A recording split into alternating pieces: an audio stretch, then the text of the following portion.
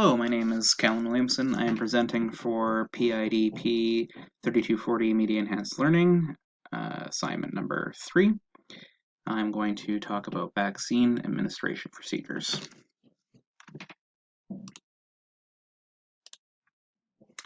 So the first step of administering or setting up for administration of vaccines is to set up your station.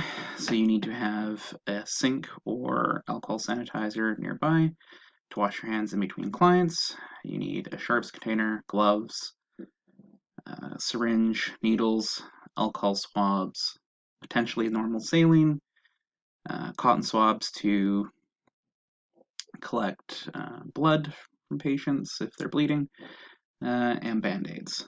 Trash can, and then a table to hold all that, and a chair so that you're comfortable.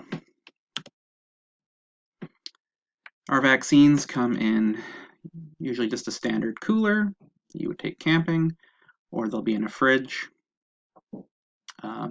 Depending on the vaccine, they have to be contained at or stored at a certain temperature.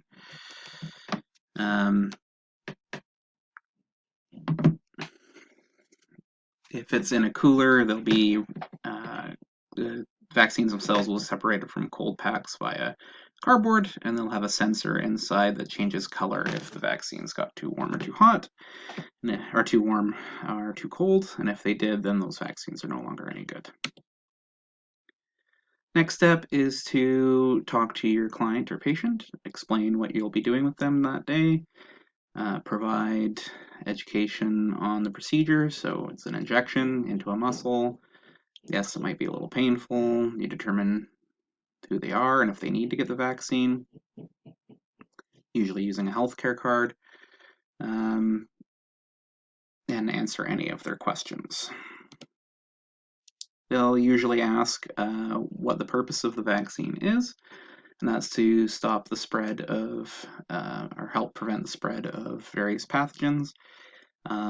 Vaccines work through herd immunity, so the more people who are vaccinated, the less likely the pathogen is going to spread. Public health nurses and public health professionals, we aim for 80% or higher. Less than 80% and the effectiveness of the vaccine starts to drop. So just because you're vaccinated doesn't mean that you won't get sick. It means you're less likely to become seriously ill, and you are less likely to become ill. This is an infographic showing morbidity rates in the US pre-vaccination, so that's the amount of people infected, versus after vaccination. So as you can see, there's a steep decline. So vaccines are effective. The patient or client needs to give you informed consent so they can agree or disagree. Informed means that they have to understand why they're receiving it, what the possible risks are, and what alternatives there are, if any. After you've obtained consent, you collect your vaccination or vaccine, and you ensure it's the correct one and make sure it's not expired. You also make sure that you are giving it for the right reason, to the right person, at the right time, via the right route, after providing education, and making sure that you uphold the patient's right to refuse. You then need to document and evaluate that the vaccine was effective or didn't have any adverse reactions. So that's something you have to keep in your head at all times. Next, you collect your supplies, so a syringe and needles. The blunt filter tip needle is the red one with the red cap there. Most vaccines come in a glass vial, so that's got a filter in it to collect any glass particles that might get into the syringe and prevent them from going into the person. You would then switch to another needle, one of the ones to either side of that one. Depending on the size of the patient, you're going to use a 1/2-inch needle to a 1.5-inch needle. Most vaccines go into a muscle, so you need a fairly long needle depending on the size of the person. You then wash your hands. World Health Organization and CDC guidelines state you need to wash your hands for at least 1 minute using warm water or alcohol sanitizer, rubbing vigorously the entire time. And if you're going the sink method with water, you need soap. Next, you draw up your medication. So there is a cracked file there. I did this with a co-instructor in our lab at my college. We did not use a blunt filter tip syringe because the one that we used was in the previous picture was the last one, and we're not actually injecting this into anybody. So you need to be sure not to touch the open end of the vial, the needle, or by my co-instructor's bottom hand, the white inside part of the plunger, because you don't want to contaminate it. You can then give the injection. You should be wearing gloves. I didn't. It's because myself and my co-instructor are comfortable with each other, and you don't have to wear gloves, but it is recommended. So you give the injection into a muscle. In this case, I used her upper arm. You can use the thigh or the buttock as well. The upper arm is a smaller muscle and can only hold 1 milliliter of fluid. If you're injecting more, you need to pick a different muscle.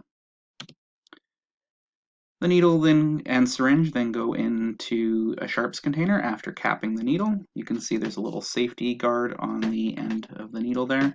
You just click that over by pushing it with your thumb, and then that whole thing goes into the sharps to prevent any needle sticks.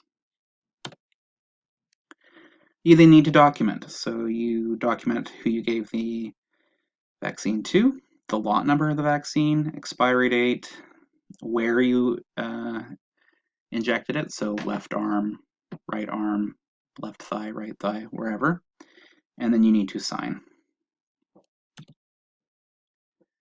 Most common side effect of receiving an injection or vaccination is redness at the injection site and a little bit of pain, usually lasting a few days. You might have a low-grade fever. If you do, we suggest you take some pain medication. Aspirin is not commonly used for pain anymore, but you can use it. Preferred pain medications would be ibuprofen and Tylenol, and they also help with fever. After receiving the vaccine, the client or patient needs to wait 15 minutes. The reason for that is the most common adverse side effect is common severe adverse side effect is allergic reaction. So that can include itching, swelling, profuse sweating, difficulty breathing, shaking, confusion. So if any of those symptoms occur, we have epinephrine on hand when we're giving vaccines. Epinephrine is for severe allergic reaction. Think EpiPen. We have pre-filled syringes. You just pull the cap and inject directly into a big muscle like the thigh, and it can go through clothing.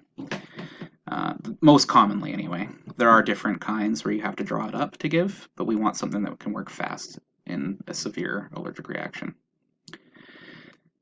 And after administering that, you would call the ambulance and send them to the hospital. All adverse reactions to side effects, even ones that we don't think are caused by the vaccine, but the patient or client says that they think that's what caused it, have to be reported by a nurse or healthcare professional to the BC CDC, which then gets submitted to the Government of Canada. Again, it doesn't have to be something that is for sure caused by the vaccine. The client just has to believe it was caused by the vaccine. And ending on just a note that nursing does not work in a silo. There are other healthcare professionals that also give vaccines, like doctors, pharmacists, and different nursing disciplines. And we all support each other with vaccine education to the public and ensuring the promotion of vaccines. And in a procedural way as well. Myself, I'm an LPN. When I give vaccines, I have to have a registered nurse or a physician close by in the same building, doesn't have to be right near me, who can assist me with a severe allergic reaction. This information was pulled from my personal practice as a licensed practical nurse, as well from the BC Centre for Disease Control, Government of Canada, and that infographic with the morbidity rates I pulled from Team Vaccine that had a list of some good vaccine infographics. Thank you very much.